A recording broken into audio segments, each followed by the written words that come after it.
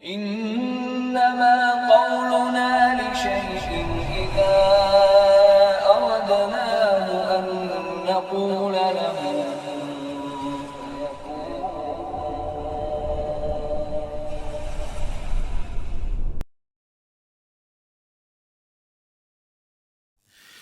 Assalamualaikum warahmatullahi wabarakatuh.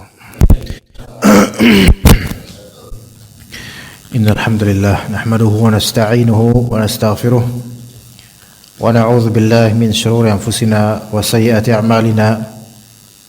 May yahdihillahu fala mudilla lahu wa may yudlil fala hadiya lahu. Asyhadu an la ilaha illallah wahdahu la syarika lahu wa asyhadu anna Muhammadan abduhu wa rasuluhu la nabiyya ba'dah. Ya ayyuhalladzina amanu taqullaha haqqa tuqatih wa la tamutunna illa wa antum muslimun. Ya ayyuhan nasu taqu rabbakumul ladzi khalaqakum min nafsin wahidah wa khalaqa minha zawjaha wa batha minhuma rijalan katsiran wa nisaa'a wattaqullaha alladzi tasaaluna bihi wal arham. Inna Allaha kana 'alaikum raqiba. Ya ayyuhalladzina amanu taqullaha wa qulu qawlan sadida yuslih lakum a'malakum wa yaghfir lakum dhunubakum wa man yuti'illaha wa rasulahu faqad faza fawzan 'azima. Fa inna asdaqal hadits kitabullah wa khairal hadi hadi Muhammadin sallallahu alaihi wasallam wa syarrul umuri muhdatsatuha wa kullu muhdatsatin bid'ah wa kullu bid'atin dhalalah wa kullu dhalalatin finnar, amma ba'd. Para bapak sekalian rahimani wa rahimakumullah, sebagaimana Pak Sarno dan juga rekan-rekan disediakan agar malam terakhir ini kita mungkin membahas kitab At-Tawdih wal Bayan atau puasa Ramadan. Maka dulu tentang masalah karena sebentar lagi, bahkan mungkin lusa atau 2 hari lagi dekat sekali Ramadan, dan perlunya kita untuk bersiap. Walaupun kalau sekarang bersiapnya sebenarnya sudah tahu dekat harusnya bersiap tentang Ramadan itu sebulan dari sebelum Ramadan, bersiap dengan ilmu, bersiap dengan keyakinan dan tekad untuk lebih baik lagi di bulan Ramadan.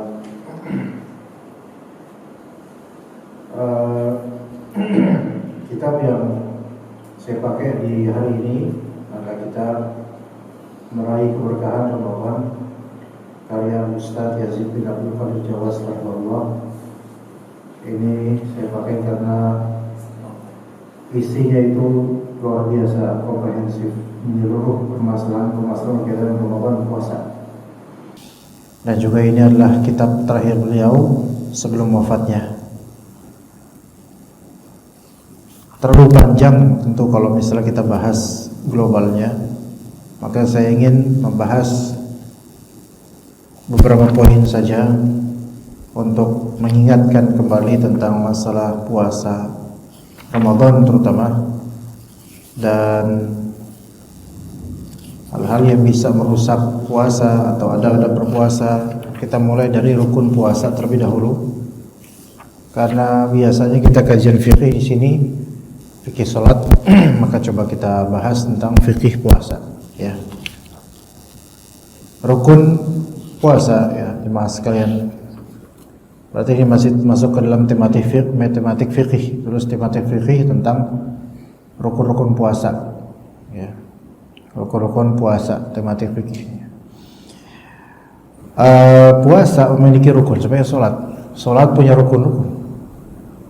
Hanya puasa itu rukunnya hanya ada 4. By the way, tadi Pak Imam kemana Pak Imam? Oh. Tapi biasa beliau hadir di kajian? Enggak. Oh, masya Allah, syafallah. Iya. Subhanallah. Iya. Ya, teringat Pak Haji Budiman, teringat beberapa jemaah mungkin di tempat lain yang mau ngaji tapi memang Allah Ta'ala tunda ya. Atau teringat juga orang-orang yang sudah wafat. Artinya jemaah muhajir ini rata-rata orang yang usia jauh di atas saya, Masya Allah. Terlalu senior dan junior, tapi ya Alhamdulillah Allah Ta'ala mencabut rasa gengsi pada setiap dari bapak-bapak sekalian. Dan juga kita bersahabat di dunia ini karena Allah Azza wa Jalla. Semoga kita wafat husnul khatimah dan kemudian di akhirat Allah pertemukan kita itu dalam keadaan lebih baik daripada keadaan dunia kita ini. Ya, mendengar orang-orang tua yang mau ngaji tapi gak bisa, itu sebenarnya ya sesuatu yang bikin anak itu sebagai yang jauh lebih muda daripada jemaah ya, itu jadi terenyuh sebenarnya dan kurang rasa syukur saya kepada Allah Azza wa Jalla sepertinya gitu. Walaupun udah berusaha semampunya untuk mengajar, tapi boleh jadi pahala orang yang beruzur bisa jadi karena niatan solehnya itu malah justru lebih ikhlas daripada sebagian dari anak-anak muda. Ya, semoga Allah Ta'ala jadikan apa yang diupayakan dari semua bapak-bapak dari ngaji, belajar, meskipun kita jauh dari kata sempurna semua ya, semoga tetap Allah Ta'ala terima dan menjadi ladang yang terbaik untuk akhirat kita semua. Allahumma amin. Ya, belum tentu itu Ramadan tahun depan kita jumpa lagi, Allahu a'lam. Tetapi kita berharap akan selalu berjumpa yang baik di dunia ini. Nah, rukun-rukun puasa ada 4. Ya, rukun puasa ada 4. Kita sebutkan globalnya dulu. Yang pertama niat. Yang kedua menahan diri dari pembatal puasa. Kemudian yang ketiga sesuai waktunya, dan yang keempat sesuai syaratnya. Ya, jadi ada 4 rukun puasa itu ada 4, yaitu pertama niat, kedua menahan diri dari muftirat, yaitu pembatal puasa.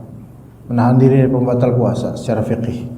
Yang ketiga sesuai waktunya. Yang keempat sesuai syaratnya. Nah, itu 4 gitu.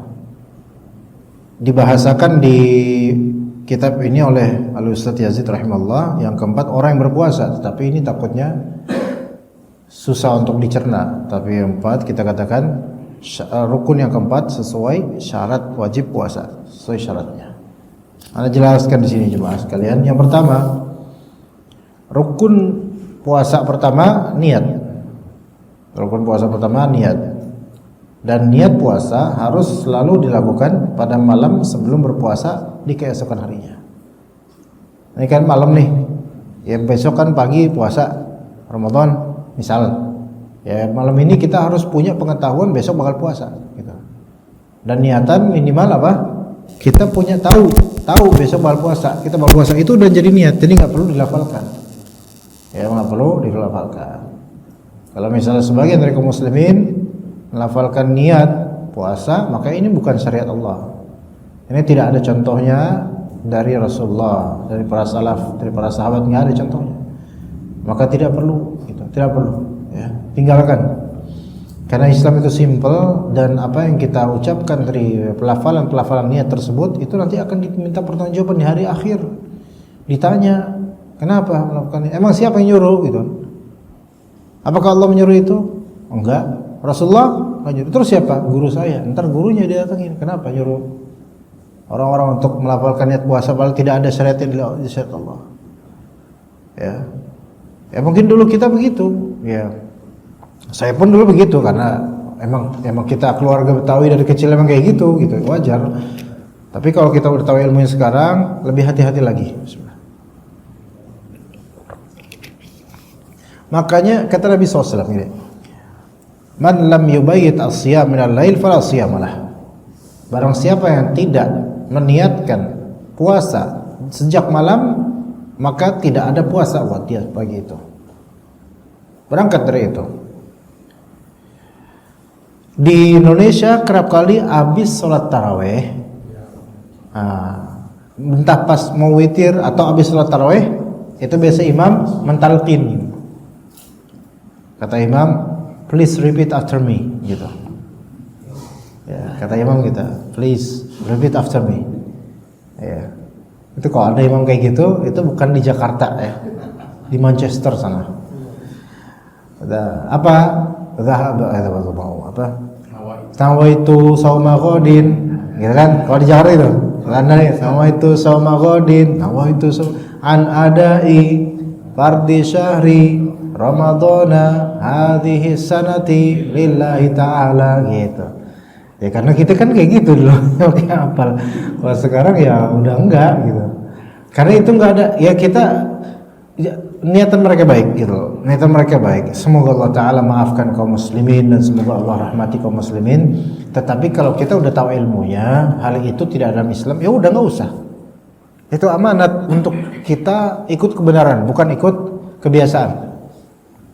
Kalau kebiasaan itu bertentangan atau tidak sesuai syariat, maka nggak usah lakukan, ya gitu.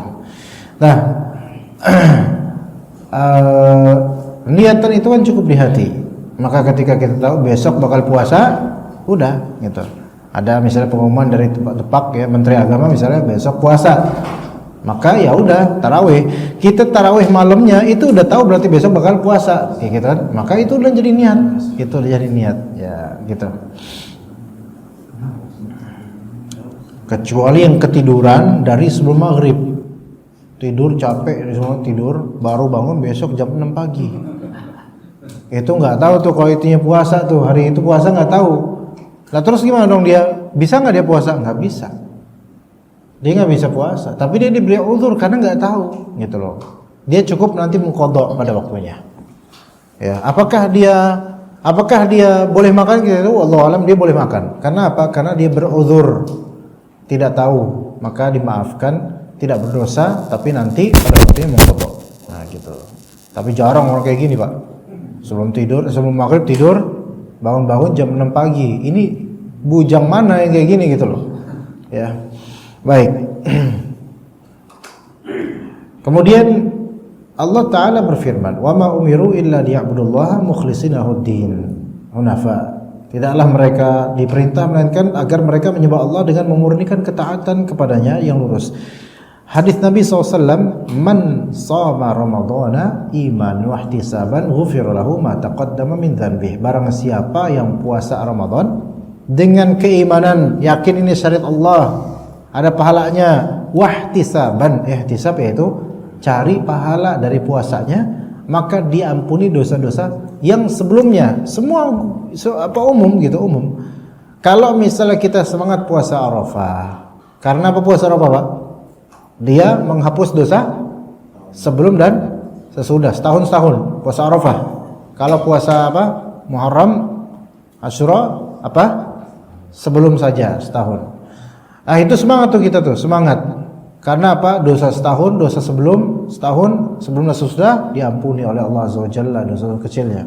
Semangat. Lah kalau Ramadan setiap harinya, Pak. Keutamanya itu setiap hari di bulan Ramadan. 1 sampai 29 atau sampai 30 kalau misalnya memang sampai 30. Ya gitu. Itu apa setiap hari kita mendulang ganjaran, di antara ganjarannya dihapus semua dosa-dosa kita. Tapi ya ihtisab, yaitu mengharapkan pahala dari Allah ketika puasa. Kalau orang yang umumnya puasa tradisional saja, ya Ramadan nih, Ramadan gue puasa gitu ya, masa nggak puasa, nggak enak loh. Ini mah orang biasa, sah nggak puasanya? Insya Allah mudah-mudahan sah, tetapi karena dia bukan iman wa ihtisaban, maka nggak dapat ganjaran ini. Jadi butuh ketika puasa tuh butuh adanya sisi keimanan dihidupkan, Pak. Ini syariat Allah. Ketika kita puasa, ini tuh ibadah gitu loh. Ini perintah Allah, makanya saya puasa. Bukan karena nggak enak sama teman kantor. Bukan karena gak enak sama masyarakat, masa gue mau puasa. Kalau cuma karena gak enakan, nanti belaga puasa dia. Sahur ikut keluarga, ntar siang ngider dia ke warkop mana RT lain, ya sampai nggak ketahuan. Nah terus habis itu balik buka puasa, bukber di masjid. Karena apa? Dia tuh puasanya cuman karena gak enak sama orang. Makanya kayak gini, beberapa orang tuh ada kayak gitu. Jadi sahurnya sama keluarga, bukbernya sama teman-teman masjid, tapi siangnya makan juga di warteg, tapi yang ada hijabnya, warteg yang ada cadarnya. Kalau warteg yang nggak ada itunya ketahuan dong nanti. Lah, Pak nggak puasa Pak? Saya musafir saya. Gitu. Musafir di mana? Dari lubang buaya. Gitu. Jadi niatan nyari pahala dari Allah Subhanahu Wa Taala. Kapan lagi coba Pak? Gitu ya. Ramadan nih 1446.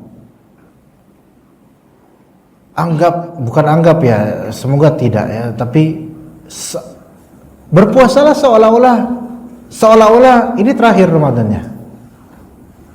Yang kapan lagi kita dapat Ramadan nih, gitu. Yang kapan lagi kita dapat Ramadan? Mumpung diterusin sama Allah nih usia kita, alhamdulillah. Ingat sahabat-sahabat kita, teman-teman ngaji kita yang udah nggak ada. Ingat Pak Sunyoto, udah nggak berapa puasa, berapa Ramadan beliau udah nggak dapet. Subhanallah. Jadi semenjak pandemi kita, anak nggak pernah ketemu beliau lagi berarti ya. Kan kita terakhir tuh bulan Maret apa ya, kita 2020 terakhir ketika itu ya. Habis itu kan off, semuanya off gitu. Udah habis itu kan saya nggak pernah ketemu lagi ya Pak Sunyoto. Ini aja putra antum tahu Pak Sunyoto nggak? Rugi antum beneran. Dulu ada di sini jemaah sini orang tua kita Pak Sunyoto namanya. Rahimahullah. Semoga Allah menerima pahala amal-amal beliau, Allahumma amin. Dan memaafkan kesalahan beliau, Allahumma amin. Nah, kapan lagi kita ketemu Ramadan gitu kan? Dan niatan lillahi ta'ala, nyari pahala, minta ampunan, itu yang membuat Ramadan kita itu semakin semangat. Karena Allah membuat puasa kita itu semakin bernilai karena Allah. Apalagi jemaah ini udah usia yang sudah tidak sepantasnya lagi untuk menggendong dunia lagi. Ya udahlah, dunia yang ngejar Anda gitu. Atau kalaupun dapat serpihan dunia, udah secukupnya aja gitu.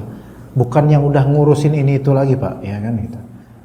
Atau bahasa banyak orang udah tinggal istirahat aja gitu. Istirahat beramal, dah pikirin akhirat kan gitu. Maka niatan dibenahi lebih. Rukun yang kedua, menahan diri dari segala pembatal puasa. Saya ingin melebarkan masalah di sini. Ada dua perkara. Pertama, mubtilat atau muftirat. Mubtilat as-shaum, pembatal puasa secara fikih. Segmen kedua, mufsidat, perusak puasa secara tauhid dan tazkiyatun nufus. Dua hal yang berbeda, tapi sama-sama ngerusak. Pembatal secara fikih ada sendiri, perusak secara akhlak, secara tazkiyatun nufus ada lagi gitu. Semua pembatal pasti merusak, tapi tidak semua perusak puasa membatalkan puasa. Pahami baik-baik. Semua pembatal puasa ya pasti merusak puasa dari segi keabsahan puasanya. Tapi tidak semua perusak membatalkan puasa. Gitu loh. Ada orang puasanya rusak tapi tetap sah puasanya. Gitu. Jadi kalau pembatal itu yang membatalkan muftirat, yaitu yang membatalkan puasa sehingga puasanya enggak sah lagi, enggak haji. Ya. Pembatal puasa ada, kita bahas pembatal puasa ini berarti masalah fikih. Sah atau enggak nih puasanya dilihat dari pembatal puasanya. Kalau perusak puasa ini masuk dalam tazkiyatun nufus, akhlak, ya, lidah, ghibah dan semisalnya. Kita ke pembatal puasa dulu, mubtilat atau muftirat dulu. Di kitab ini disebutkan ada 4 pembatal puasa, ada 4 pembatal puasa. Ana sebutkan secara global dulu. Ada 5 di sini sebutkan 5. Ada 5. Ya, ada 5. 1, makan dan minum dengan sengaja. Dengan sengaja ini penting karena ada orang makan nggak sengaja, maksudnya lupa ya. Minum dengan sengaja, ini yang pertama. Makan, minum dengan sengaja. Yang kedua, apa yang semakna dengan makan dan minum? Apa yang semakna dengan makan dan minum? Oke. Yang ketiga, keluarnya darah haid atau nifas. Keluarnya darah haid atau nifas. Keempat, jima.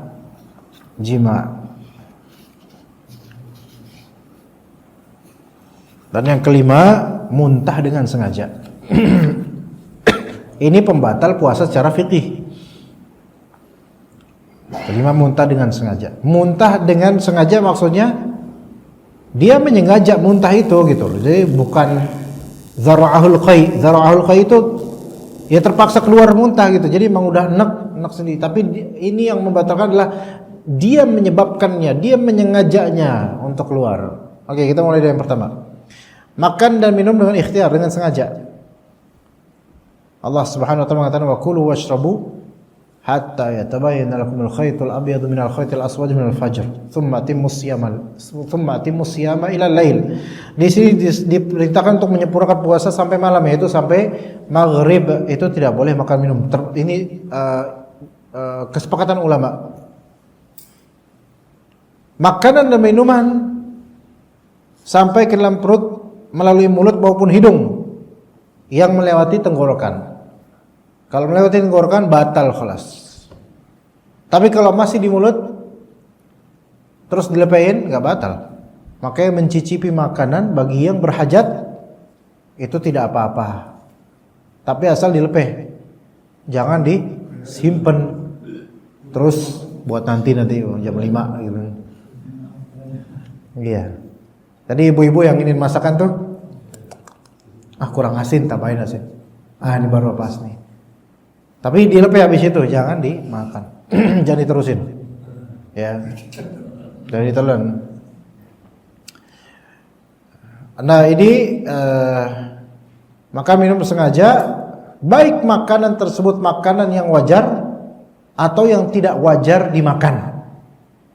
Baik makanan itu makanan yang wajar atau yang tidak wajar dimakan. Makanan yang wajar apa? Soto. Minuman yang wajar apa? Air kayak ini, air teh dan seterusnya. Atau yang tidak wajar dimakan. Apa yang tidak wajar? Bisa dimakan tapi nggak wajar seorang makan itu. Tapi dimakan debu. Undur-undur. Ya kan? Pentol geretan. Ada geretan, ya kan? Yang dari Swedia itu yang warna kuning. Ada geretan, pentolnya bubuknya itu dikumpulin, dicemil. Ya. Isi baterai. Gitu. Nggak tahu tuh orang tuh mungkin bukan pengen membatalkan puasa, pengen membatalkan kehidupan kayaknya.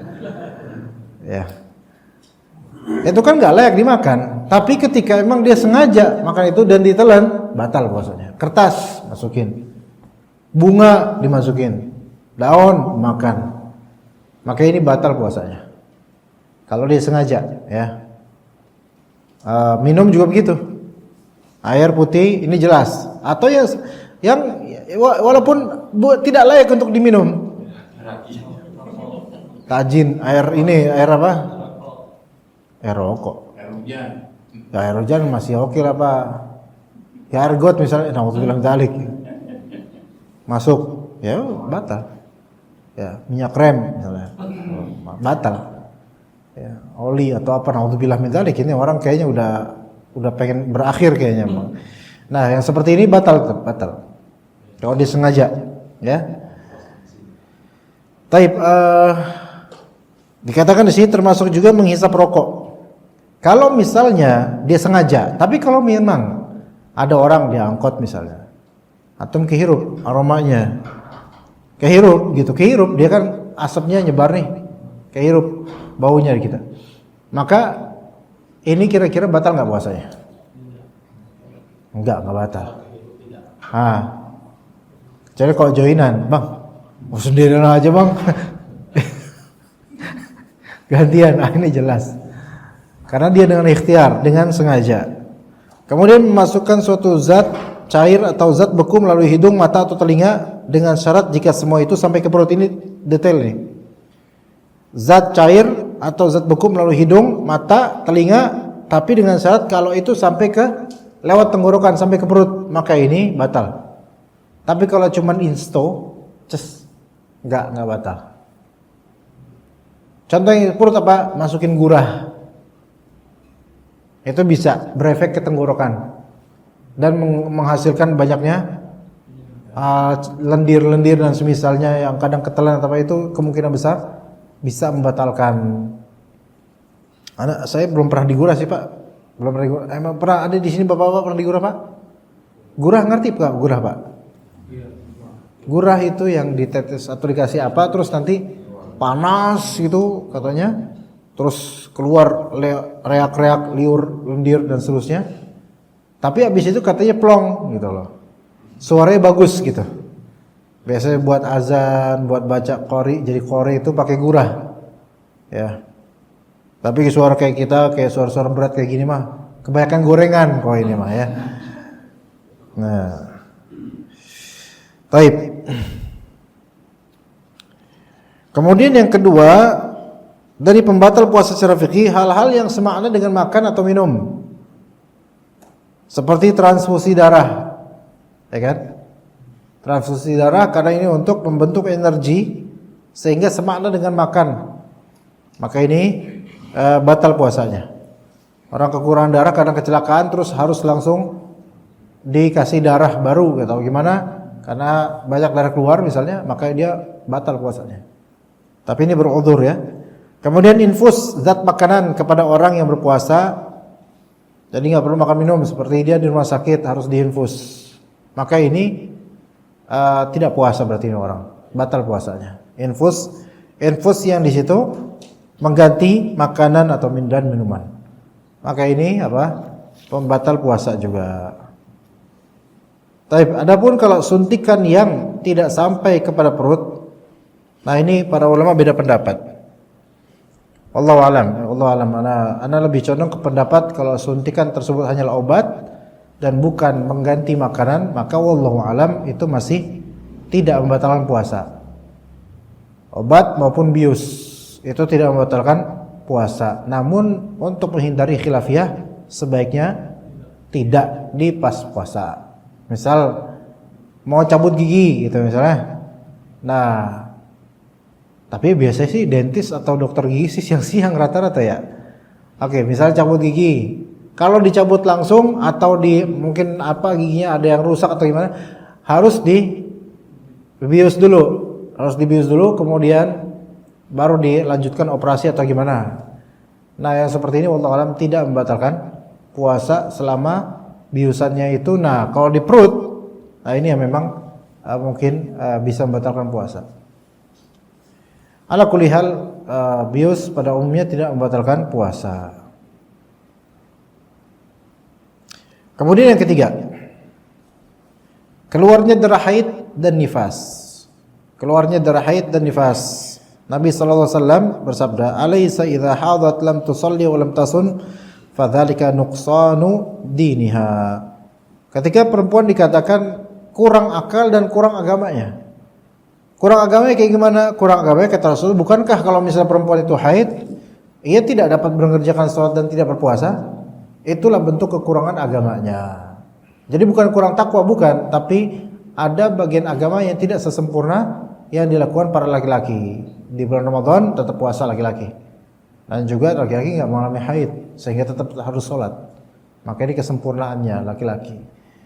Nah, ini menunjukkan kalau perempuan lagi haid atau nifas, maka dia tidak boleh puasa. Tidak sholat dan tidak puasa. Kalau tetap dia sholat pas lagi haid, puasa pas lagi nifas atau misalnya, maka ini merupakan maksiat dan bid'ah. Maka tidak sah puasanya dan dia malah berdosa karena terlarang puasa di masa-masa haid dan juga nifas. Gitu. Enggak boleh puasa dia malah. Enggak boleh puasa. Enggak ada contohnya itu puasa pas lagi haid atau nifas. Kalau misalnya haidnya terjadi di tengah-tengah pas dia lagi puasa, maka dia batal puasanya. Boleh enggak makan minum? Boleh karena dia beruzur. Beda dengan yang tadi. Beda dengan yang sengaja makan minum di siang hari Ramadan. Maka dia setelah itu batal puasanya dan tetap nggak boleh makan minum. Misalnya bapak-bapak ya dulu waktu masih lebih muda daripada sekarang. Kalau sekarang masih muda Pak. Dulu muda banget kan gitu. Itu waktu sekolah dulu kan, kalau misalnya wudu kumur-kumur sama teman-teman, itu air kumur-kumurnya balik nggak Pak? Hah? Iya, kumur-kumur 3 keluar 2, terus satunya kemana? Disimpan buat buka, gitu kan? Nah, itu batal nggak? Batal itu, kan sengaja dia menghirup air tuh. Nah, terus kalau batal kayak gitu, setelah itu dia boleh nggak makan, boleh minum, boleh nggak? Tidak boleh, nggak boleh makan minum, karena apa? Dia membatalkan puasanya tanpa udzur, nakal. Maka karena kehormatan zaman, kehormatan waktu Ramadan, maka tidak boleh dia makan minum habis itu. Tapi dia batal nggak? Batal. Dia terusin aja nggak boleh makan minum. Lah terus nanti buka bersama gimana dong? Nggak boleh dia buka bersama karena dia kan nggak puasa. Ya terus saya dapat apa Ustaz? Ya, nggak dapat apa-apa. Dapatnya dosa ya gitu. Lagian sih, gitu kan? Begitu. Nah, tapi kalau misalnya dia perempuan kena haid pas lagi itu, maka ini ada udzur, apa-apa yang ada udzur pembatalan puasanya, maka dia boleh makan minum setelah itu. Contoh misalnya dia mau safar. Nah, mau safar ini perhatikan, kalau mau safar jangan langsung nggak puasa dari pagi, puasa dulu Pak, ya gitu. Safar nanti nih siang safarnya, dia baru boleh nggak puasa kapan? Nanti pas safar. Kalau masih di rumah masih di rumah, maka wajib puasa dulu. Ya, jangan mentang-mentang safar entar siang, terus pagi-pagi beli bubur, namanya bubur Putra namanya, ya ada di Jatimur itu, ya bubur Putra gitu. Terus kata Pak Putranya, lah Pak mesen bubur, emang nggak puasa? Saya musafir. Bapak masih di sini kan? Kan saya udah nawaitu musafiron. Saya sudah niatan. Ya kalau niatan mah itu belum terhitung sebagai musafir. Coba sekarang Bapak mau lebaran. Kapan Pak lebaran? Kapan lebaran masih ke kampung? Nanti akhir Ramadan. Udah ada niatan enggak sekarang? Ada. Berarti besok enggak usah puasa dong, karena apa? Karena udah niatan dari sekarang kan? Ayo. Jadi niatan untuk safar itu tidak termasuk bagian dari safar. Gitu baru niatan. Baru disebut safar ketika apa?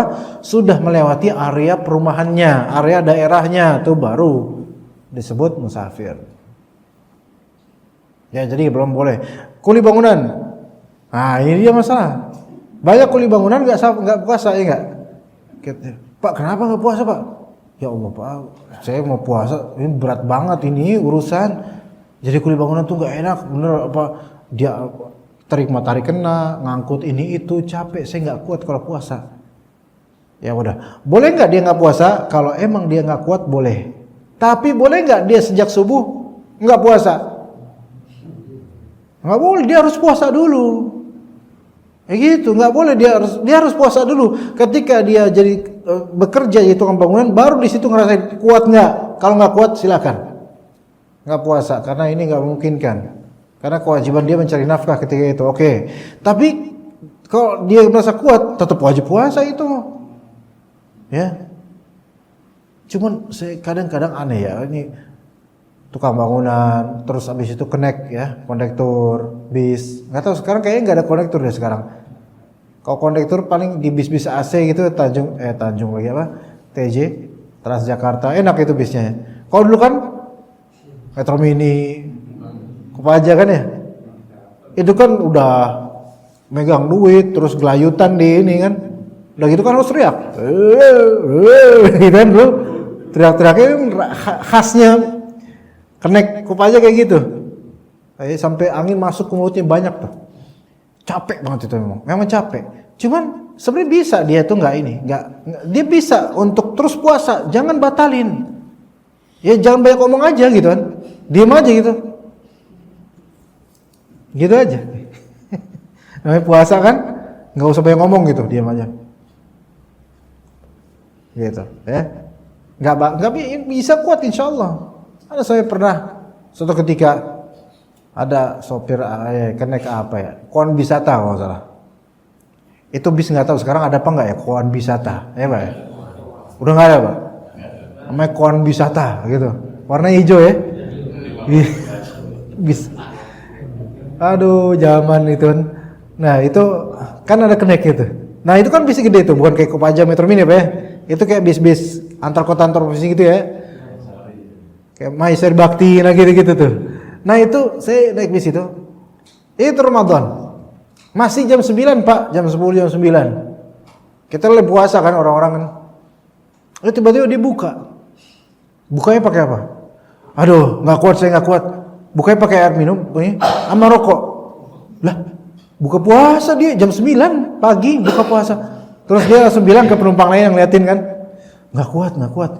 Lah, nggak kuat tapi bukaannya kayak gitu. Coba bukanya hambar Pak. Kalau misalnya apa, ada gorengan kayak ada apa kayak gini, bukanya ini apa? Nggak tahu, kayak kretek atau apa gitu. Nah, itu gimana? Kan itu kan malah nambah ini Pak ya. Nambah aus gitu, nggak enak ya. Subhanallah, ente sebenarnya nggak kuat puasa, apa yang nggak kuat sepet mulutnya gitu loh. Nah di sini sebenarnya orang banyak yang sebenarnya kuat puasa sebenarnya, cuman mindset dia udahlah nggak usah puasa lah, itu yang bikin merasa nggak kuat. Apalagi kalau difatwakan sama ustadznya, fatwa yang sesuai dengan keinginan dia. Gak apa-apa kuli bangunan, itu gak apa-apa beruzur, gak apa-apa. Terus difatwakan boleh dari awal nggak puasa, dari nggak sahur nggak apa, bini sama anaknya sahur, dia ini nggak puasa nggak sahur. Ditanya, babe kenapa nggak puasa nggak sahur? Babe kan kuli, jadi diberi udzur. Entar anaknya ketika sekolah, Pak Ustadz bilang orang yang boleh tidak berpuasa, 1 musafir, 2 orang sakit, 3 apa, anak-anak kuli bangunan. Padahal tetap boleh, harus puasa. Kecuali kalau udah nggak kuat, kecapean, mungkin merasa diri bakal bahaya, itu kalau puasa baru dia buka. Nah, bukanya pakai apa? Kerating deng. Bikin ini apa? Jantung duk. Nah, itu salah juga kalau emang ya. Itulah mindsetnya perlu diperbaiki lagi tuh. Taib. Jadi orang kalau keluar dari haid atau nifas maka batal puasanya dan dia boleh makan minum. Yang keempat, jima atau berhubungan badan. Maksudnya apa berhubungan badan di sini? Yaitu berhubungan jima atau yang semakna dengan jima. Yaitu jima adalah ketika yang maksud yang membatalkan puasa adalah ketika kepala zakar sudah sampai di kemaluan istrinya, lawan jenisnya, maka ini batal puasanya. Walaupun tidak keluar air mani, batal puasanya. Ya, batal puasanya. Kalau misalnya tidak sampai kemaluan ketemu, tapi semakna dengan jima, ya ini keluar air mani disebabkan upaya dia, seperti onani atau masturbasi, keluar air mani maka batal puasanya. Ini lebih sahih. Kemudian juga kalau dia melakukan suatu perbuatan walaupun tidak sampai onani atau masturbasi, tapi dengan perbuatan yang dia biarkan begitu terus, keluarlah air mani, sama batal puasanya. Seperti misalnya dia ngelihat gambar foto wanita cantik, dia liatin terus dengan syahwat, kemudian keluar air mani, bukan air mani doang, air mani keluar, maka batal puasanya. Ya, batal puasanya. Nah, yang membatalkan puasa di sini ada jima dan yang semakna dengan jima. Kalau jima batal puasanya dan ada 5 konsekuensi. Karena jima di siang hari Ramadan ada 5 konsekuensi bagi laki-laki. 1, batal puasanya. 2, konsekuensi dapat dosa besar banget. 3, dia tidak boleh meneruskan makan minum. Dia tidak boleh makan minum habis itu karena batal puasanya, enggak boleh makan minum, tetap enggak boleh. Tetap harus terus tidak makan minum. Karena kehormatan waktu. Jadi dihukum dia. Ya, kemudian yang keempat, dia wajib mengqadha itu puasa tuh 1 hari. Yang kelima, dia wajib membayar kafarat Yang pertama merdekakan budak, nggak ada budak sekarang. Yang kedua puasa 2 bulan berturut-turut, masya Allah. Iya, sehari aja nggak kuat ya Pak. 2 bulan berturut-turut, itu udah gede 2 bulan, udah sebulan, udah hebat tuh bulan. Besoknya nggak puasa, nggak aci, balik lagi pertama. Ya, 5 konsekuensi itu. Ya begitu, maka berat. Laki-laki yang melakukan itu berat, dan ada beberapa lagi kayak gitu, nggak tahu hukumnya atau sengaja, Allah alam dah. Yaitu jima berhubungan badan di siang Ramadan padahal wajib puasa, maka ini batal puasanya. Adapun kalau misalnya dia semakna dengan jima seperti onani, masturbasi, keluar air mani dengan sengaja keluar air mani tapi tidak sampai jima, maka batal nggak puasanya? Batal. Apakah dosa? Dosa, jelas dosa besar. Kemudian apakah dia boleh makan minum setelah itu? Tetap tidak boleh makan minum karena nggak beruzur. Tapi dia wajib qadha nggak? Wajib qadha. Tapi dia apakah 2 bulan berturut-turut puasa? Enggak, karena ini bukan jima, begitu. Ya, kita lanjut setelah adzan insyaallah taala.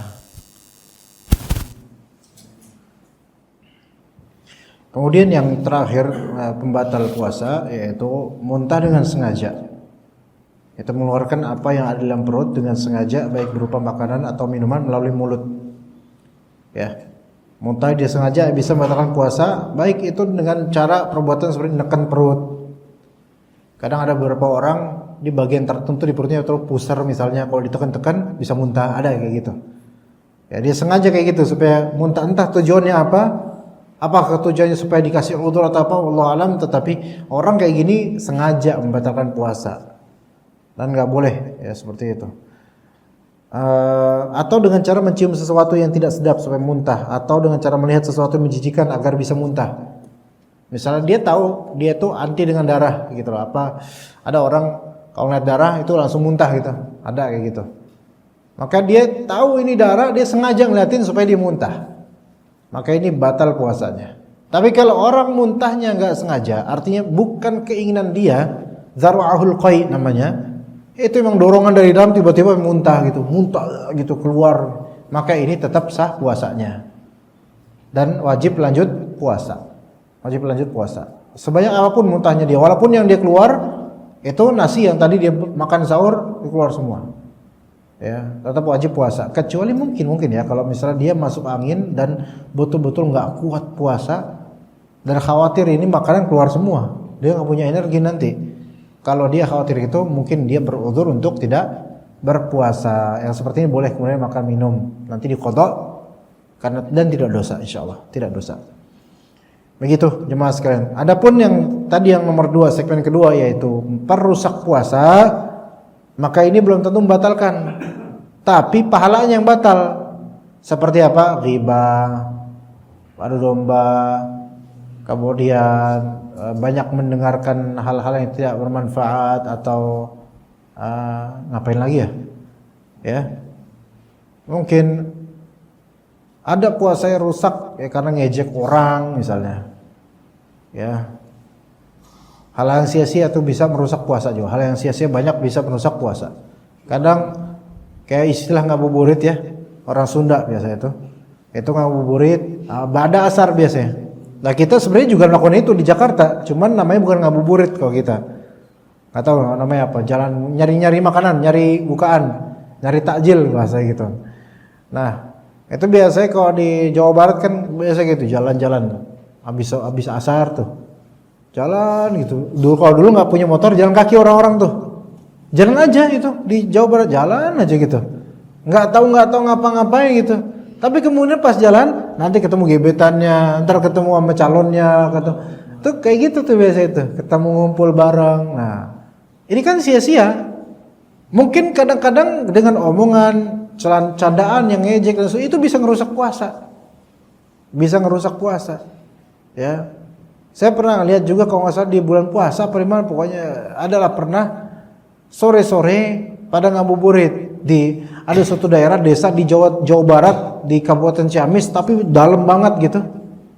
Itu anak-anak muda tiba-tiba ngumpul di dekat tempat balai desa gitu. Ngumpul semua pakai motornya bodong rata-rata. Ngumpul mungkin ada puluhan anak muda tuh dari satu desa itu ngumpul doang. Ngumpul sama mamer motor masing-masing yang bodong semua itu. Itu kadang ngeboncengin ceweknya, ngeboncengin. Terus ngapain coba mereka? Ngumpul kayak gitu di sore itu, diem. Semua diem. Itu HP ketika itu masih belum sepopuler sekarang. Diem. Saling diem ngeliatin satu sama lain, ngeliatin. Itu diem puluhan anak itu. Toko nggak ada, warung nggak ada, bazar nggak ada. Pada ngumpul di situ, cuman pengen mamerin diri sama motor mereka, diem gini dong. Itu ada ngeliatin dari rumahnya Pak Haji. Itu Pak, itu ngapain mereka? Biasa anak muda lah. Ya anak muda sih anak muda. Biasanya tuh yang kayak gitu kan burung, diem kayak gini. Ini orang diem aja. Setengah jam itu diem. Apa mereka lagi puasa bisu atau gimana? Diem aja gitu. Akhirnya bubar. Udah, Anda pikir itu 30 menit yang ajaib melihat manusia lu pada diem kayak gitu, nggak ada acara apa-apa, anak muda gitu, cuma pengen mamer motor bodong doang. Ya subhanallah, kalau ini lagi puasa kayak gini, ngapain gitu kan? Mungkin nggak sampai dosa banget, tetapi kan coba ngapain kayak gini, ya. Nah, jadi itu bisa merusak tapi tidak membatalkan. Rusak artinya pahalanya berkurang atau bahkan tidak ada, bahkan adanya cuma dosa. Juga termasuk yang rusak sebenarnya, yaitu dari pagi sampai sore itu main game, karena malah liburan itu anak muda main game. Anak muda sekarang tuh main game itu bukan cuma ini doang yang gerak, congornya juga gerak Pak, karena ngomongnya jorok. Apalagi kalau dia main game sama teman-temannya, temannya dilahirin manusia, gede jadi anjing bagi mereka. Dia anjing-anjingin sama teman-temannya itu. Subhanallah, ini ya Allah, ini gimana? Hancur puasanya, hancur. Rusak puasanya. Gimana kalau tidur? Itu dia. Kalau tidur dilihat ya. Kan kita dulu dikasih tahu sama guru-guru sama orang tua ya, tidurnya orang puasa itu ibadah. Makanya pada tidur terus tuh. Jadi kebo pas lagi puasa bukannya malah ibadah, malah pada tidur. Emaknya bikin apa namanya, bukan bukaan, dia tidur sampai sore tidur. Enggak apa-apa Bu, namanya lagi ibadah. Ya. Ini salah persepsinya. Tidur adalah perkara mubah. Tapi kalau tidur itu membuat kita kehilangan banyak kesempatan zikir, ini makruh, enggak layak. Seorang yang cari pahala Allah banyak-banyak, kebanyakan tidur pas puasa. Ya siang, pagi, siang, sore tidur terus, malamnya begadang. Udah gitu begadangnya bukan buat qiyamul lail. Ini enggak benar siklus seperti ini. Tapi kalau misalnya dia itu tidur untuk menghindari kemunkaran, maka tidurnya baru disebut ibadah. Misal dia biasanya kalau di hari biasa dia diajak sama teman-temannya kongko bareng. Kalau kongko bareng pasti kongko bareng tuh apa ya? Hangout, ngumpul, ngalor ngidul, jalan-jalan bareng gitu. Kalau misalnya teman-teman nanti pasti ngomong jorok, pasti godain cewek.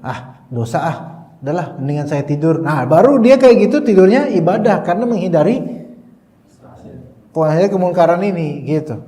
Ya baru itu ibadah tidurnya. Tapi yang kayak gitu jarang ya. Taib, itu yang bisa kita sampaikan tentang materi. Jika ada pertanyaan dipersilakan sampai komat kalau ada pertanyaan.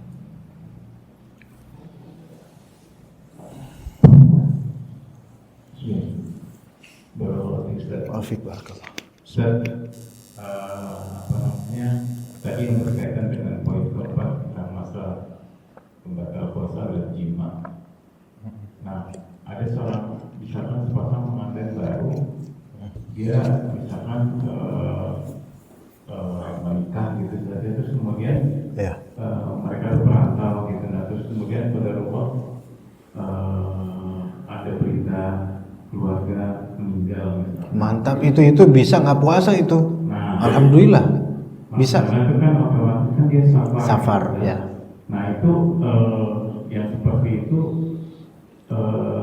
boleh. Udah saya jawab Pak, boleh. Saya aja semangat kok dengernya. Boleh. Ya. Oh enggak, batalnya dia di sini uzurnya karena safar. Karena safar, dia boleh tidak puasa, tapi ya kan misalnya ada yang sakit atau meninggal dan dia nggak tahu kan berapa hari dia bakal di kampung ya, nah berarti dia masih tergolong musafir.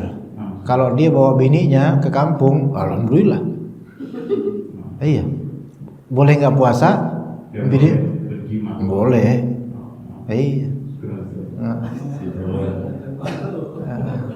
Ini kok ini biasanya bukan orang tua yang nanya kayak gini, Pak. Yang nanya gini anak muda biasanya. Iya, Masya Allah. Anaknya. Jangan pasal. Waalaikumsalam. Barusan Bapak nanya Assalamualaikum apa? Enggak, barusan Assalamualaikum atau apa, Pak? Waalaikumsalam. Baik. Mau tanya sedikit, batasan paling akhir untuk sahur itu seperti apa? Paling akhir makan sahur. Paling akhir makan sahur, Pak. Oh ya. Dalam hadis atas membalik itu jarak antara selesai makan sahur sama adzan sama subuh itu 50 ayat bacaan. Gitu. Itu nisbi ya, relatif, bisa 10 menit, 50 menit, 15 menit gitu. Namun itu tidak menjadi batasan untuk terakhir sahur, melainkan itu hanya persiapan untuk sholat subuh nanti gitu. Adapun batasan terakhir itu adalah ketika dia mengetahui atau sudah masuk waktu subuh. Itu betul-betul terakhir. Sebagian ulama mengatakan kalau memang masih ada di tangannya atau di mulutnya makanan, kemudian terdengar azan, maka teruskan yang ada di tangan atau di mulut. Gitu. Bahkan sebagian ulama ada yang melonggarkan juga. Kalau azannya tersebut adalah hanya hasil prediksi timer, itu masih dibolehkan lanjutin makan. Karena belum pasti itu pasti benar udah masuk waktu subuh. Yang paling hati-hati adalah ya cukup ketika sudah masuk waktu subuh atau sudah azan, yang di mulut aja gitu. Udah nggak usah lanjut apa-apa. Begitu, itu paling akhirnya. Begitu Allah.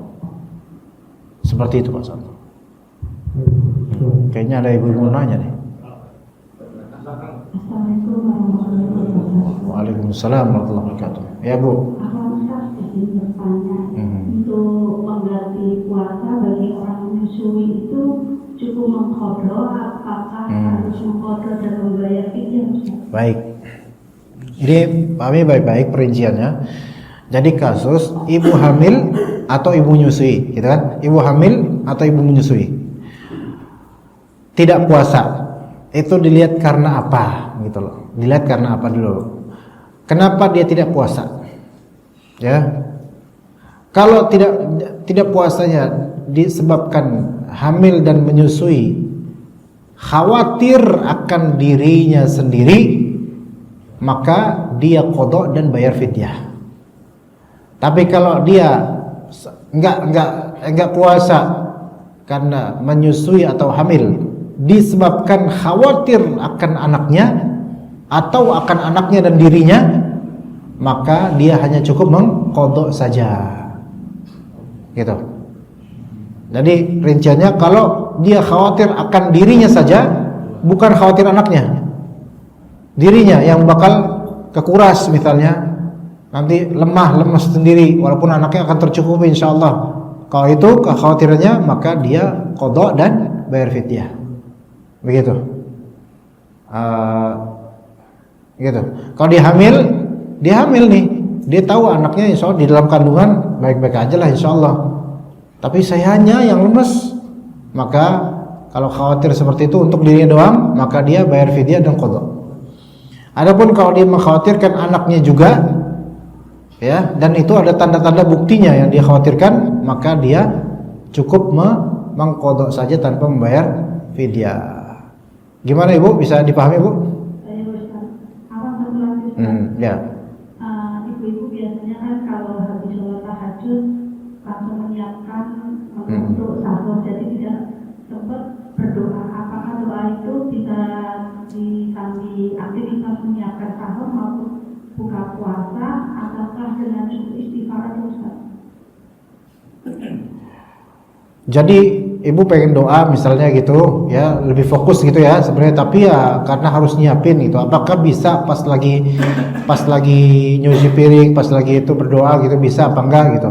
Gini, doa sebenarnya kapanpun itu bisa. Doa kapanpun itu bisa. Yang penting bukan di WC karena itu kurang beradab. Doa bisa, ibu lagi cuci piring, lagi masak, nyambi, ibu minta sama ya Allah, boleh sambil ngangkat tangan, boleh. Apalagi di keadaan yang memang nggak memungkinkan untuk fokus doa, maka boleh di saat itu ibu doa, zikir boleh, itu boleh bu. Cuman yang lebih afdal tentu sparing time, adalah waktu untuk berdoa di sela-sela masak sambil nunggu matang. Mungkin ibu pakai mukena dulu, fokus berdoa di atas sajadah misalnya. Itu lebih afdal daripada nyambi-nyambi sembari godok, sembari doa. Itu boleh, cuman lebih afdal memfokuskan aja. Gitu bu ya. Ada waktunya insya Allah. Ada waktunya. Iya. Ini ada teman yang Ustaz. Ya. Ini waktu udah habis loh, harus bayar nanti, rekening masuk nanti. Assalamualaikum warahmatullahi wabarakatuh. Waalaikumsalam warahmatullahi wabarakatuh. Iya. Kalau sikat gigi pakai odol itu batal nggak Ustaz? Kalau ditelan insya Allah batal. Kalau ditelan insya Allah batal. Ditelan nggak bu? Enggak. Berarti nggak batal. Gitu. Sebagian ulama memakruhkan sikat gigi atau siwak setelah zuhur. Tetapi yang sahih tidak makruh. Yang sahih boleh sikat gigi dengan pasta gigi atau odol walaupun asar atau jelang maghrib, boleh selama itu tidak ditelan. Adapun hawa dingin segar yang dia hirup efek dari odol itu tidak membatalkan puasa. Sama kayak dia pakai inhaler misalnya, kemudian itu nggak batal puasa. Sama kayak dia nyium aroma parfum, itu tidak batal puasa. Tapi kalau dia nyium asap, nah itu batal puasa. Gitu ya. Gitu ya. Ya, Pak, silakan Pak.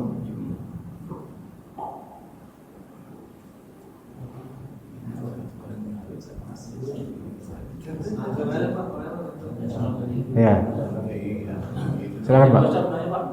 Ini pun pemerintah belum dapat puasa nih. Tapi dalam program puasa dulu bagaimana Pak? Sangat. Gimana? Pemerintah belum menetapkan puasa nih. Tapi dalam puasa dulu gimana Pak? Kok gitu? Di daerah Padang, di Sulawesi, puasa besok. Entah udah. Susah juga tuh. Ya udahlah, biarin aja lah. Gimana lagi? Hah? Satu lagi Ustaz, itu hitungan dia, kalau itu kita kan hitungannya kan itu ikut pemerintah. Bapak emang puasa duluan Bapak? Puasa belum? Enggak, ikut pemerintah aja. Ya, orang yang duluan itu udah nggak usah dipusingin Pak, capek. Biarin aja Pak, biarin. Karena kita mau nyegah juga nggak dapat duit, udah biarin aja. Ribet Pak. Yang ya itu nggak layak, kita udah ikut pemerintah aja. Kata Nabi SAW, as-saumu yauma tasumun, wal fitru yauma tuftirun. Puasa itu adalah ketika hari kalian tuh pada puasa gitu loh. Artinya kita ikut keumuman kaum muslimin, dan keumuman kaum muslimin kan yang ngatur ya pemerintah untuk saat ini, untuk puasa kapan gitu. Idul Fitri kapan? Nabi SAW mengatakan wal fitru yauma tuftirun. Hari Idul Fitri adalah ketika kalian sama-sama tidak pada makan, yaitu ikut pada kaum muslimin pada umumnya. Adapun kalau ada pusat itu udah 2 hari duluan dia udah puasa, ya udah biarin dah. Mau gimana? Ya udah. Mau kita ceramahin juga kata mereka lakum dinukum waliyadin, ya udah susah. Ya udah Pak gitu. Yang ikut ormas ya udah biarin di sini kita nggak setuju dengan itu, cuman mau gimana coba, ya kan? Ya. Biar nggak capek diri kita, udah urus diri kita aja lah kalau gitu. Begitu. Satu lagi Ustaz, saya masih bingung dan kaitan dengan sholat tahajud. Iya. Di bulan suci. Iya. Kalau itu kaget tuh ibu-ibu tuh. kalau saya sendiri sampai tahun 2 hari saya masih sholat tahajud. Iya. Cuma nggak witir karena kita udah witir di sholat. Iya. Tapi saya setelah melihat ada video yang saya temukan videonya Ustadz Yasin dan Ustadz Abdul Hakim ya, bahwa setelah sholat taraweh itu tidak ada lagi sholat tahajud. Nah ini saya teruskan aja sampai masih bingung banget. Ini mana yang benar? Tapi kalau dari teman-teman yang saya ini, ya saya masih tahajud seperti itu. Ya. Saya mohon dijelaskan Ya, Ustaz. gini, beliau rahimahullah dan Ustaz Al-Hakim itu mengikuti pendapat seperti Syekh Muhammad Nasrul Albani rahimahullah, yaitu bahwasanya sholat tarawih dan semisalnya itu enggak lebih dari 11 gitu kan. Kalau kita udah tarawih kan 11 dan sunnahnya kan sampai sama imam sampai selesai, maka udah nggak usah sholat ada lagi gitu loh. Itu beliau ikut pendapat itu. Itu pendapat yang memang pakemnya Ahlul Hadis versi Syekh Al-Albani rahimahullah. Tapi ya saya pribadi nggak ikut dengan pendapat itu. Ya, saya pribadi ikut pendapat yang tidak melimitkan. Ya, memang Rasulullah SAW tidak sholat di atas 11. Tetapi bukan berarti dibatasin terus kemudian nggak boleh di atas itu udah nggak boleh lagi sholat selagi gitu. Enggak. Yang mau tahajud lagi silahkan di rumah masing-masing. Ya, itu pendapat yang lebih saya cocok di situ. Kayak kata Syekh Shalih Al-Fauzan, beliau mengatakan jangan dengarkan pendapat seperti itu. Itu pendapat yang membatasi untuk tahajud itu, membatasi orang-orang supaya sedikit sholatnya, enggak terus aja. Karena nggak dibatasin, boleh insyaallah.